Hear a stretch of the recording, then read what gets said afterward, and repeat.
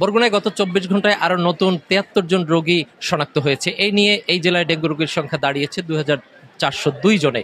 গতকাল বিকেলেও কিন্তু একজনের মৃত্যু হয়েছে বরগুনা জেনারেল হাসপাতালে। এই নিয়ে মৃতের সংখ্যা সরকারি হিসেবে ৬ জনের কথা বলা হলেও বেসরকারি হিসেবে কিন্তু আরো ১৪ জনের কথা বলা হচ্ছে। মোট মৃতের সংখ্যা দাঁড়িয়েছে ২০ জনে।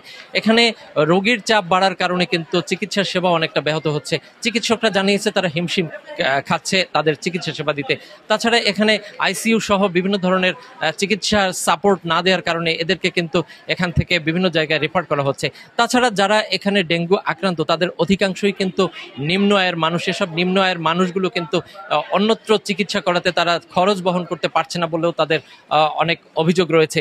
এখানে আরেকটা বিষয় হচ্ছে বরগুনার জেনারেল হাসপাতালের যে প্যাথোলজিক্যাল ল্যাব, সেই ল্যাবে কিন্তু মাত্র ২৮ ধরনের প্যাথোলজিক্যাল টেস্ট করানো হয়।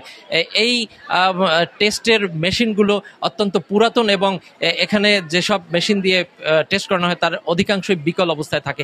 এ কারণে কিন্তু অনেক টেস্ট এখানে সম্ভব হয় না। এখানকার রোগীরা এখানে এই হসপিটালে টেস্ট করাতে না পেরে তাদেরকে কিন্তু বাইরের কোনো প্রাইভেট হসপিটাল কিংবা ডায়াগনস্টিক সেন্টারের উপরে নির্ভর করতে হচ্ছে।